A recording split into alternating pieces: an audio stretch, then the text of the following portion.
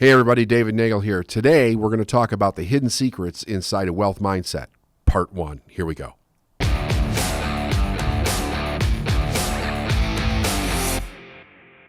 My first question to you is, and I think it's probably one of the most important questions that you're going to answer today, is what exactly is a middle class mindset?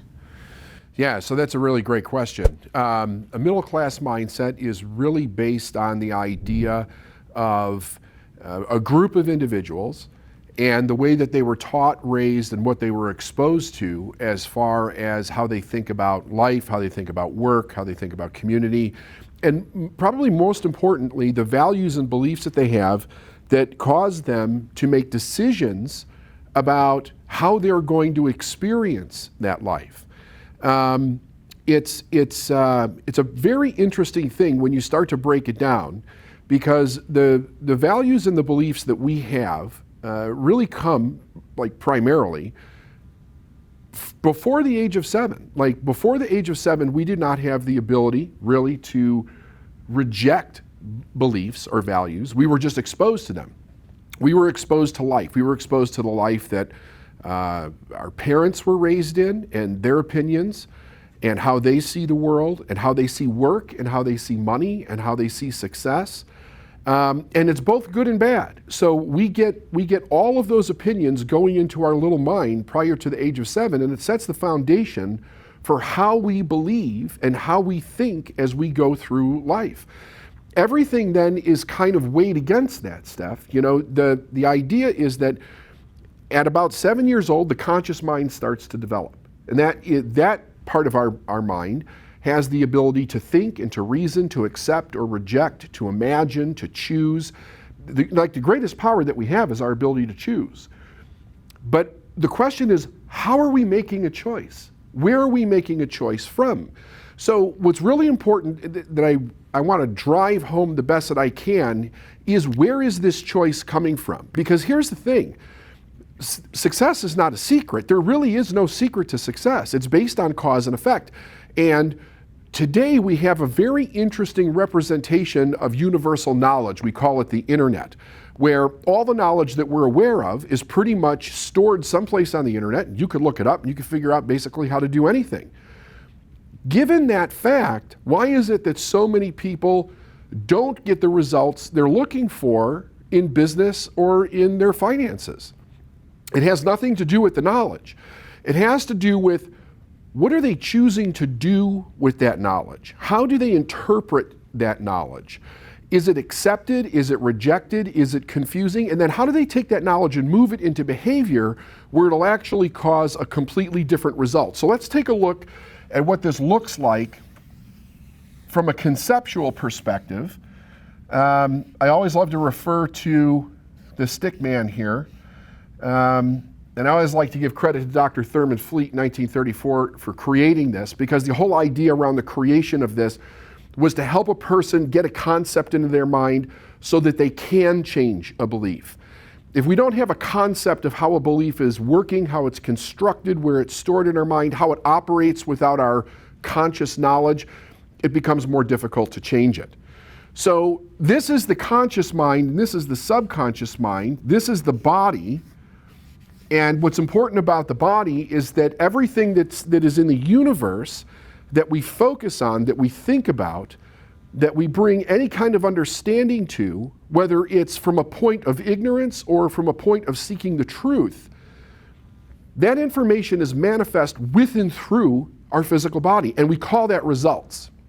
We have our results in our life, we have the circumstances that we find ourselves in on a regular basis, and we have our environment, the things that we surround ourselves with. And environment is basically made up of people, places, and things. So that is all outside of ourself. We have our results, we have our circumstances, we have our environment. Our environment is made up of people, places, and things. Now, what role does this play? Prior to the age of 7, there's no conscious mind developed, it's just subconscious. So all the information that we're experiencing from this outside source called our environment is going right into our subconscious mind, and it becomes fixed. That knowledge, those experiences become fixed in our subconscious mind. And what do they do there once they're fixed? Because if they're fixed and we don't have a conscious mind developed, we can't actually think about them in any kind of rational way. See, the thinking that most people do is a comparison of facts or a comparison of experiences. If I'm experiencing something in my outside world, I look for an internal reference of what does that mean so that I can give it some meaning and I actually know what to do with it.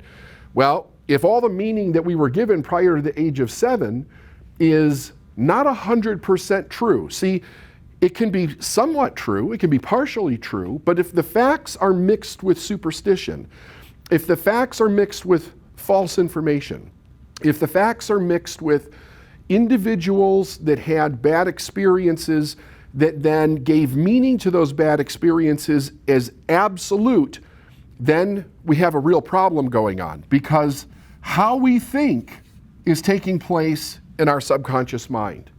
So when we experience something outside of ourselves and we're going to evaluate that, we're literally going to sit around and reason out what I'm experiencing. We're coming from the knowledge that we were given. That means if I want to change my results, I have to realize something very important. I'm creating those results based on the knowledge that I have. So that's the first step. The first step is personal responsibility. Without personal responsibility, no real change can take place, Steph.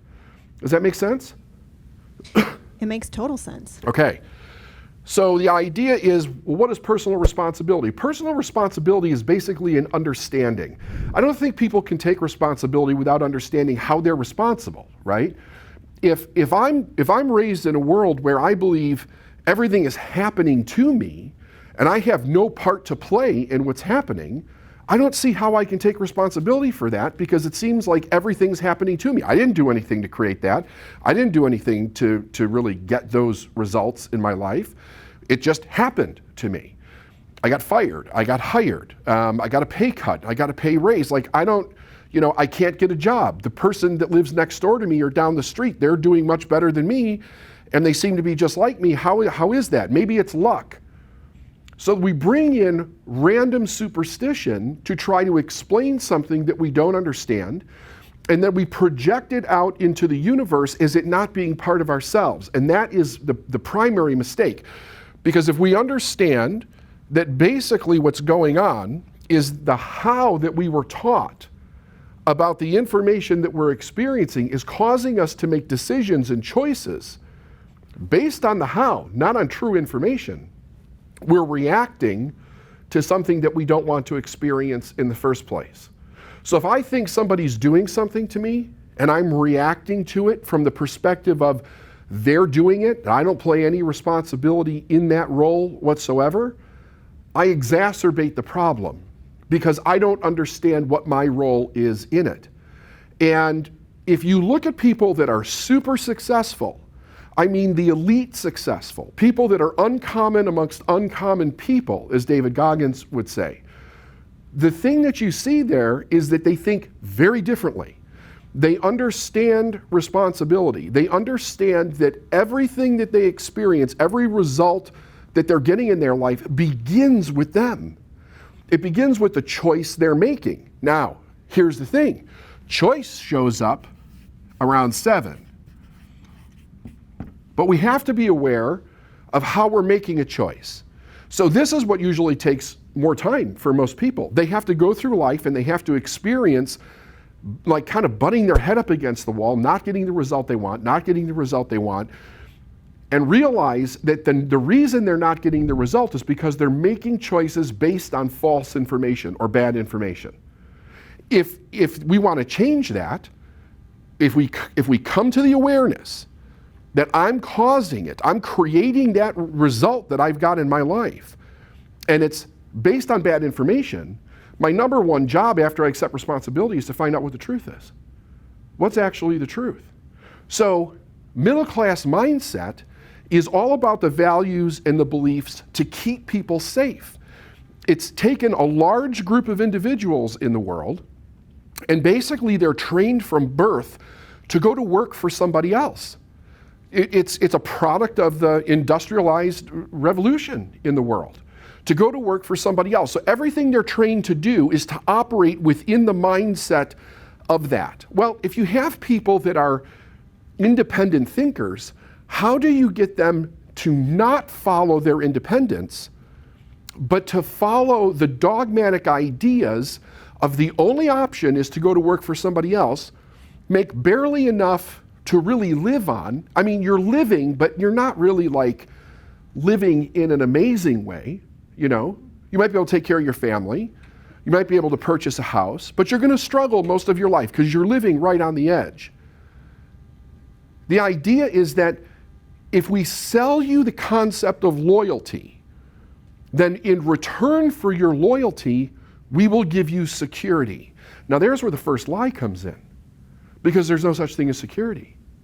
But people have been selling other people on the idea of security for eons, and when a person buys into it, they do not understand the power and the freedom of creating their own security by making choices that are based in truth and not choices that are based in fear. See, most of the things that we experience represent some existential viewpoint that is based and rooted in some kind of fear. And that's where the truth becomes not true. It becomes a lie, right? So people believe in that fear, and it's like, okay, so if that fear is real, if it's true, well, the thing that I have to do is I have to figure out, how do I stay safe even if I'm afraid? If that fear is real, how do I actually manage through my life so that I'm not a product of the fear? I'm not a victim of the fear, of whatever the fear is expressing itself to actually be. Because that's the important point. But the idea is that I have to have new information. Because if I don't have new information, the only world that I've ever experienced is what other people suggest to me. And because the masses are doing it, Steph, we say, well, everybody else is doing the same thing. But then we look at some people who are very successful, and we kind of put them on a pedestal as something magical happened in our life. They're humans, but they're not quite like us, but we don't know why. And because we don't know cause and effect around success, we automatically start making assumptions about how they got to be successful. Maybe they're way more intelligent than us, or they're way better looking than us, or they knew somebody, or they had different breaks or something. Very rarely does a person go, wow, that person must have had different information and then worked really hard in order to get a completely different result. They don't actually do that. Part of the reason for that is because we see success, we see successful people after they're successful.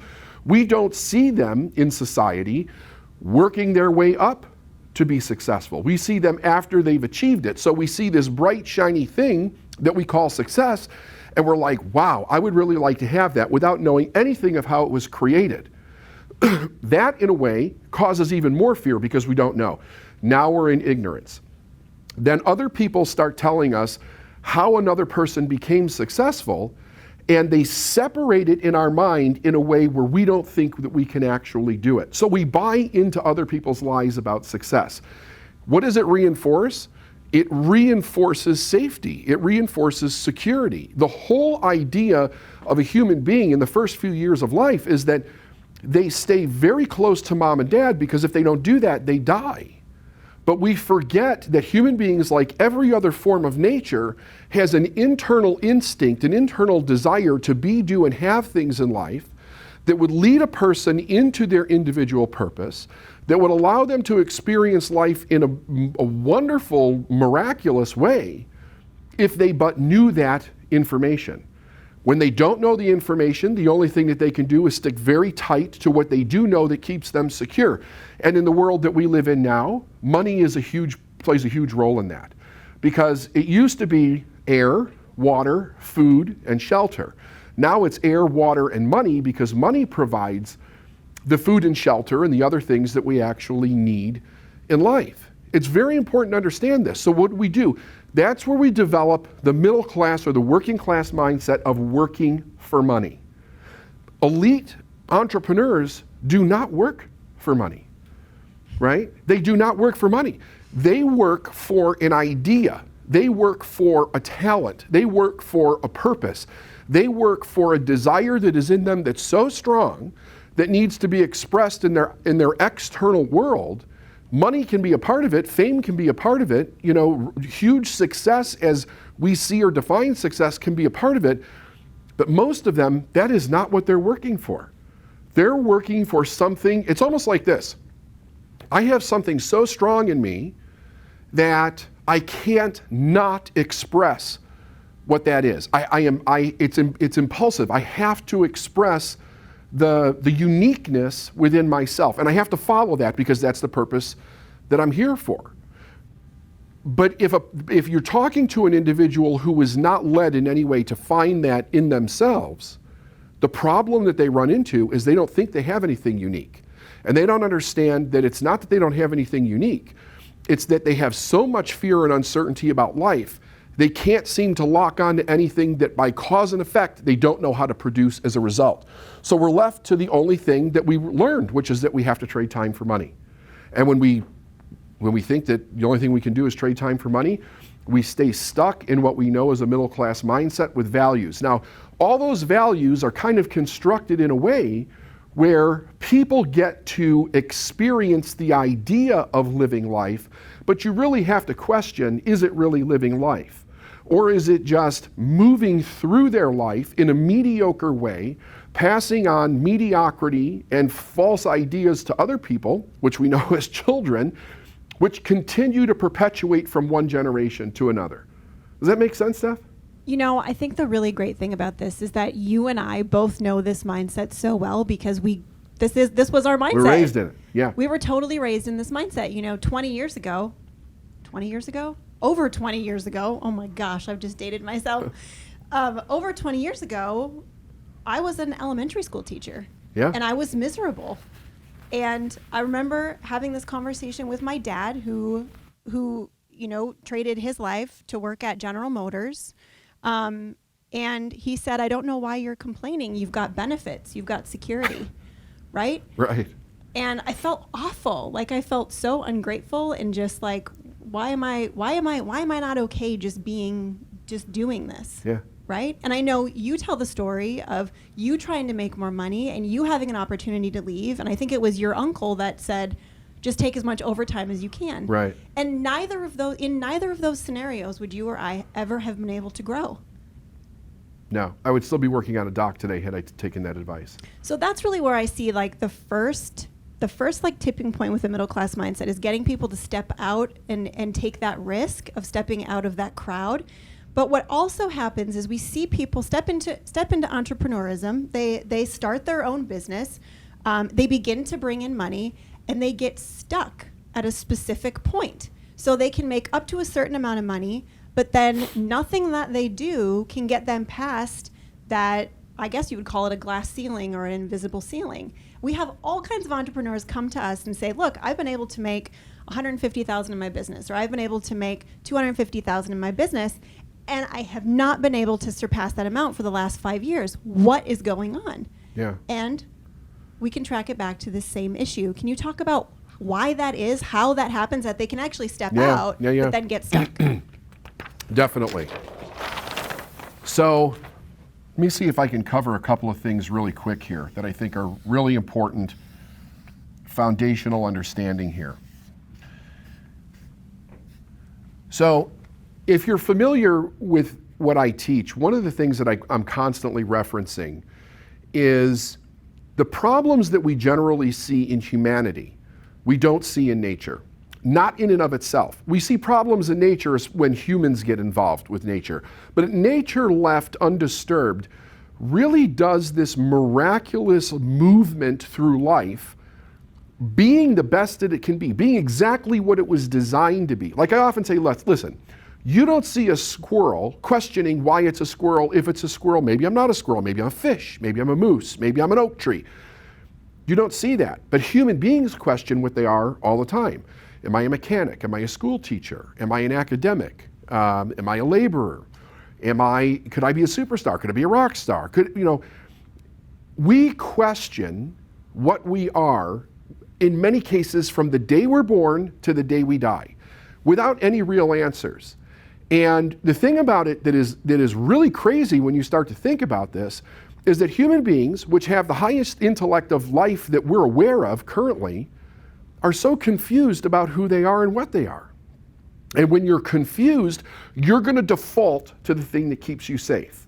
Now, if I'm being raised by somebody who's confused about who they are, and they're going to default to being safe, and the whole idea, like safe what? So, well, safe about how I can earn money and bring it into my life, how much money I actually need, and what I need it for. The premise is going to be this: what do you need? What do you need? How many of you were raised with the idea that you don't need that? You ask for something, because kids ask for everything, right? Kids are like, I want 2 swimming pools, and I want a pony, and I want 2 cars, and I want all this stuff. And then their parents, who are reflecting their experience of life back to the children, are telling them things like, you don't need that. You don't need that. We can't afford that. What do you think? Money grows on trees? You want too much. You're greedy. Stop asking for things. Be satisfied with what you have. So what we learn, in whatever way that they expressed it, what we learn from a little baby is that we should not want more than we need. Does that make sense, Steph? Yeah. Flashbacks. So here's the problem. So here we have this need. It's inundated in our subconscious mind. It becomes the barometer for how we make decisions. We don't make decisions based on what we want, because we're not taught that it's okay to make decisions based on what we want. So we're constantly making decisions based on what we need or what we think we can do. So as we start to go through life, we start maneuvering. We have some kind of a job that pays us some kind of an income.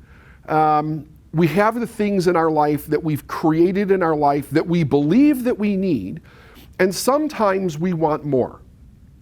And when we want more and we're confused, it creates a problem, because what's actually taking place when we want more is that behind this need we have something called a desire. So the early Greeks said that this desire that we had, which comes from the Latin root desire, which means of the Father, is the part of the human being that, if it's awakened, if it is focused, if it's harnessed, if it's paid attention to, will lead us through our entire life into the person we're supposed to be and the purpose that we're supposed to live, and to be able to do it in an abundant way. But you have to get to know yourself to be able to do it.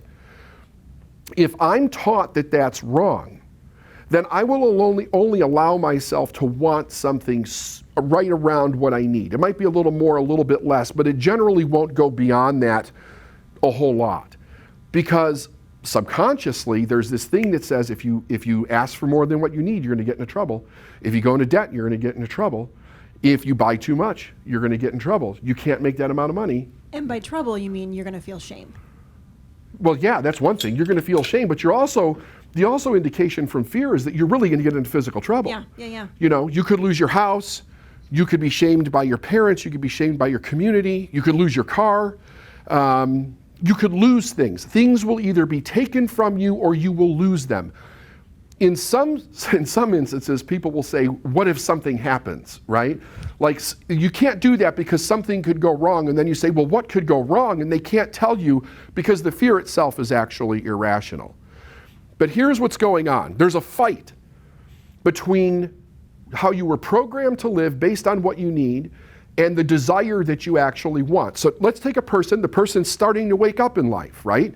They start to move through life. It's not like they expected it was going to be when they were a kid. And they start to want more. So they're like, okay, I see other people have more. I have a stirring in my heart to do something more. Maybe I can't quite put my finger on what it is, but it's there. It's causing me to pay attention to other things. So I'm going to try to maneuver myself into a position where I can actually earn more money. Now, if I get myself into that position, one of the first things that I want to do is I want to increase my income. I get an image in my mind of what that looks like, and I say, I want to increase it, okay? Now, if I want to increase it, what am I actually doing? So there's something in a human being that I call a financial set point, okay? FSP, financial set point. What is a financial set point? Well, a financial set point is basically this. We're programmed with what we need. Now that is both material and financial. So generally what happens as we go through life is my income will be slightly above or below, slightly above, slightly below, what I need to be able to pay my bills every month. And I kind of maneuver through life that way. Maybe I'm able to save some money, right? Most people don't. It's a known fact, especially in the United States. Most people do not save money. There was a study done a few years back for men over 50 years old in the United States, and the majority of them had less than $2,500 in a savings account. At 50 years old, that's all that they had. So what are they doing? Well, there's this impulse that's kind of saying, get this, buy this, do this. We try to get the income up, but for some strange reason, it keeps coming back down to whatever the need is.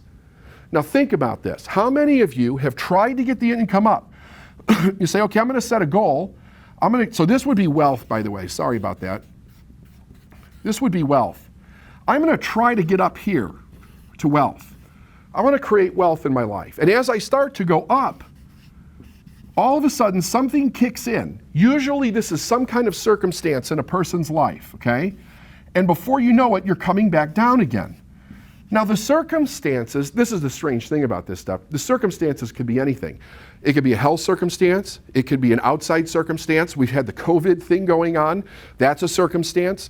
A person's, excuse me, a person's car, like their engine could go bad, their refrigerator could go bad, there could be an emergency in the house. There's always some kind of circumstance that shows up, and then the person has the perfect reason to start coming down. Even though they don't think that that's what they're doing, what ends up happening is that over and over again, they're back here at the need line for their income. And a person will struggle with this constantly. I've worked with corporations for 20 years, and especially when it comes to salespeople, you could almost tell to the penny how much a salesperson's going to earn from one year to the next because they have a financial set point. When a person meets their financial need in life, they will back off. We see it happen with salespeople. We see it happen with business people all the time, right? Person will say, I don't understand. My income's going up and down, up and down, up and down. I can't seem to be consistent with it.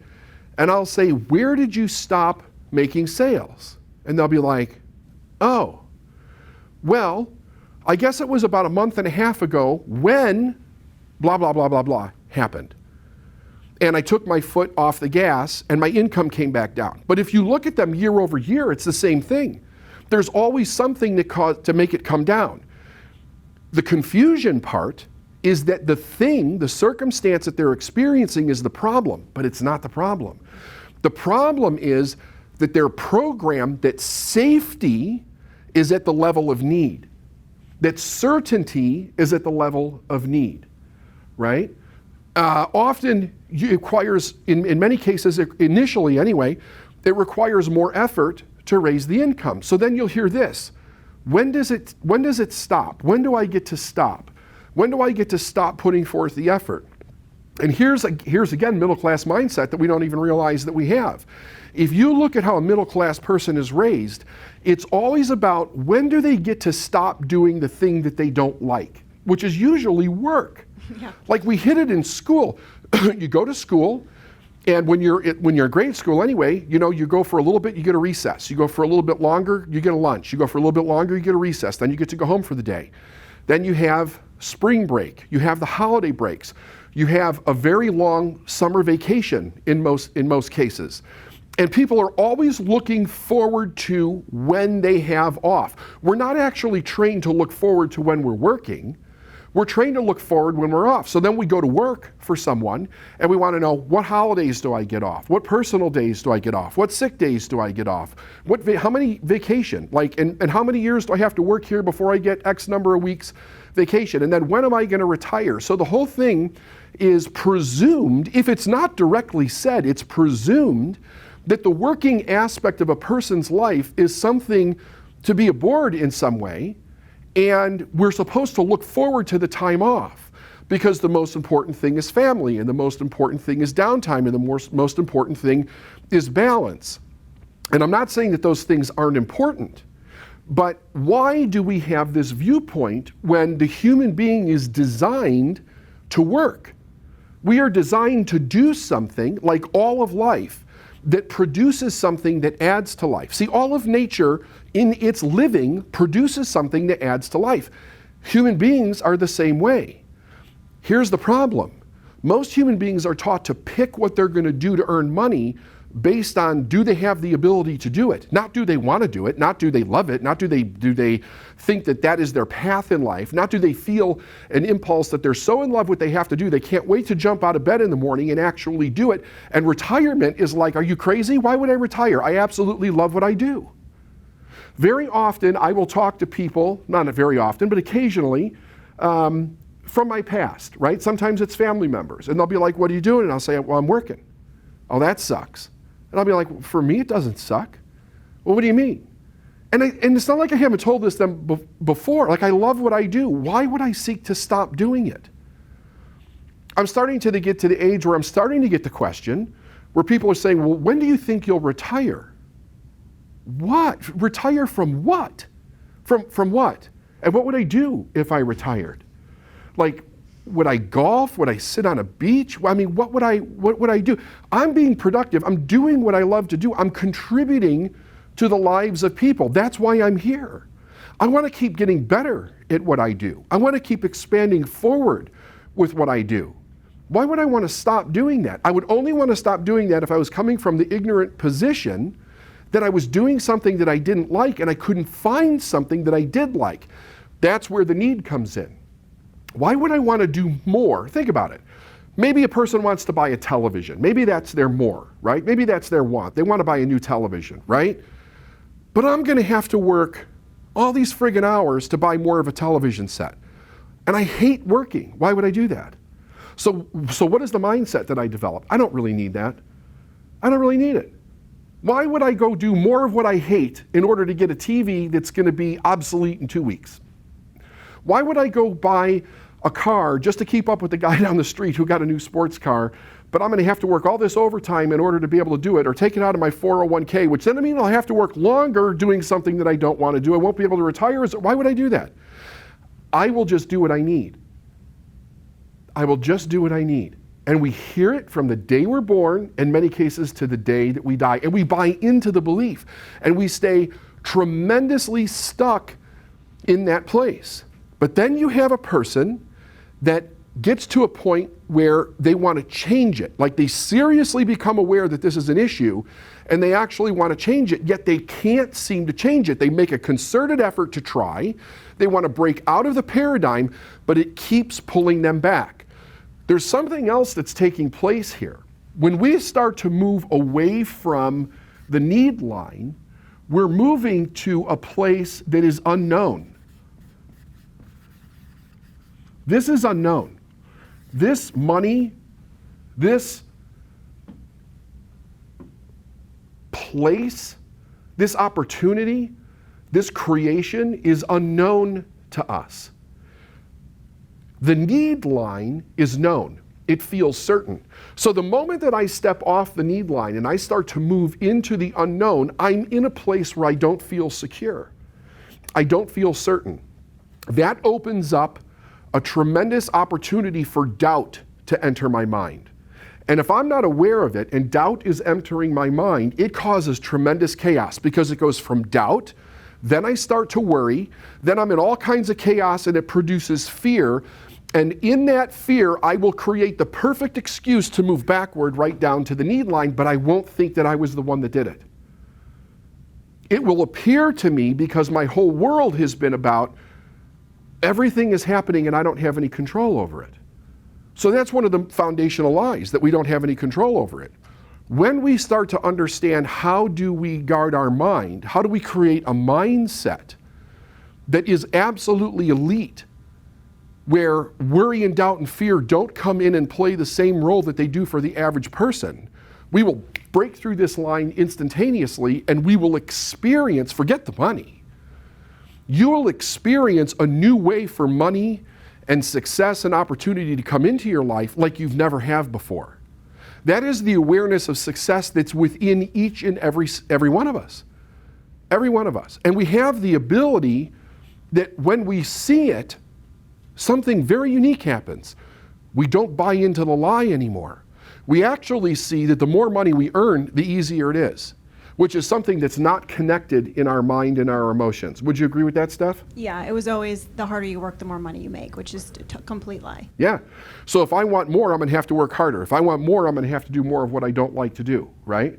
Mm-hmm. So that becomes a major issue. But when I break out of that and I see that it's not true, but because of the way that I believed and the way that I thought about what I was doing, that I was literally stuck into this place that represented that to me as truth, I now see it as completely false. And it loses its grip, along with the doubt, the worry, and the fear. It loses its grip. And you begin to see what the truth is and how you show up as an individual within that truth to create a new reality for yourself. Make sense?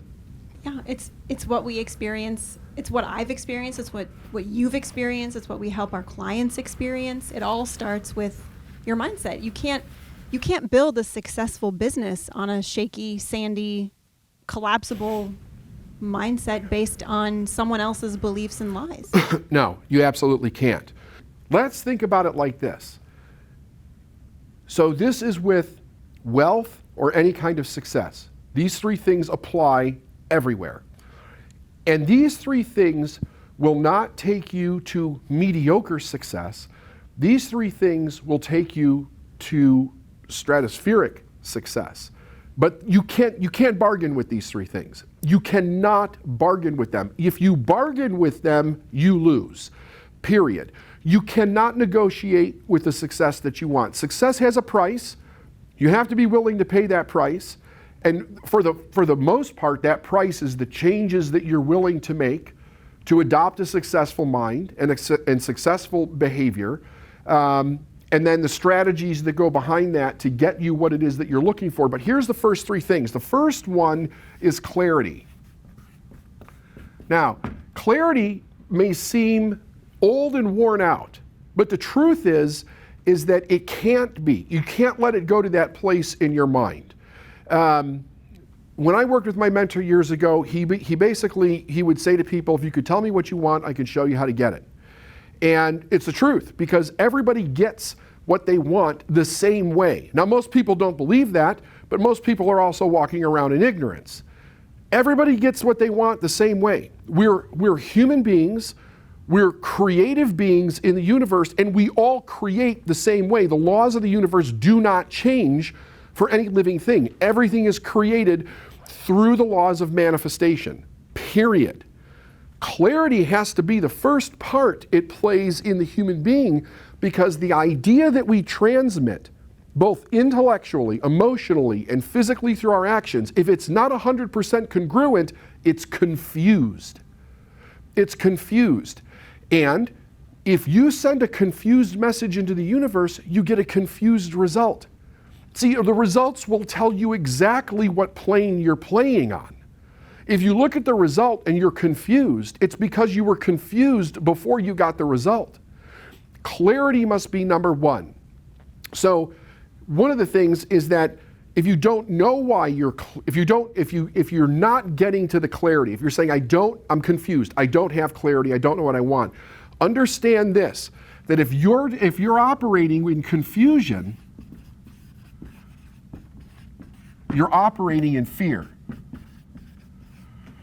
The subconscious mind has a very unique way of getting you to back off a change.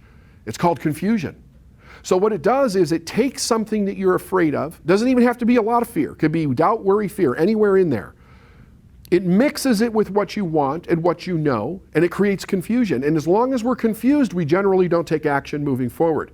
So clarity is number one, but it taps right into the second piece, which is fear. The most popular question that I get all over the world is, David, how do I make the fear go away so I can do da da da da da da, whatever it is that they want to do? You don't. You don't get the fear to go away. Now, when we get into the elite entrepreneurial mind, I'm going to go into great depth around why that is, but here's what you need to know about it. It's not about getting the fear to go away. It's about getting the fear to work for you. Elite entrepreneurs, elite people of success of any kind have learned a very unique trick, and that is to take their fear and get it to work for them and not against them. Think about it like this. If I'm trying to move forward in something that I want to do, and I'm afraid, it's like the fear is pushing back at me. And it takes a tremendous amount of courage to overcome it. And usually most people don't. They get absolutely exhausted. They get tired of being afraid, and I get it. Like, it makes sense. Who the hell wants to live in fear, right? It's not a fun thing. But people that create massive success, they do something different. They get the fear working behind them.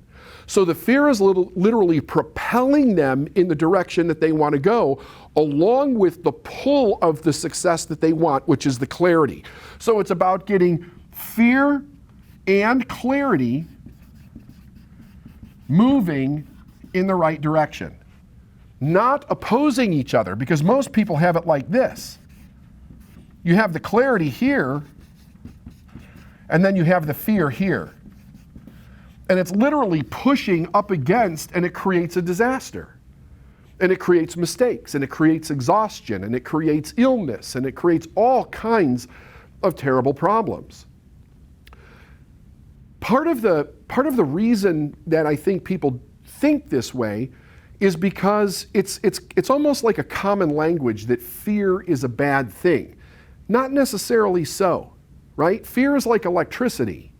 Okay? Fear can save your life if you're afraid of the right thing and you know how to respond to it, because it heightens your awareness, right? But it can also be extremely destructive. So it can be used for good or bad, but you have to know how to use it. And if you don't know how to use it, it's almost certainly going to push against you, because let's face it, you probably wouldn't even be listening to this right now if you had exactly what it is that you wanted. If you already had the success that you wanted, you probably would not be listening to this. You'd be listening or doing something different. So that's an indication that there's some fear that's pushing against you that is keeping you stuck where you are. So the idea is that we get fear and clarity moving in the direction that we needed to go to create the result that we want. Number 3 is that we say yes to what we have to do.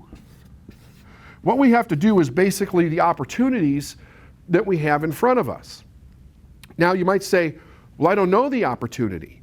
Well, that's not true. We just gave you an opportunity with the elite entrepreneurial mind. You've come this far. That's the next step. Many years ago, back in the early 90s, one of the first steps that I took to get unstuck was I bought Tony Robbins' personal power tapes, and then I went to one of his seminars. And then life was never the same after that, because I did the things that I learned.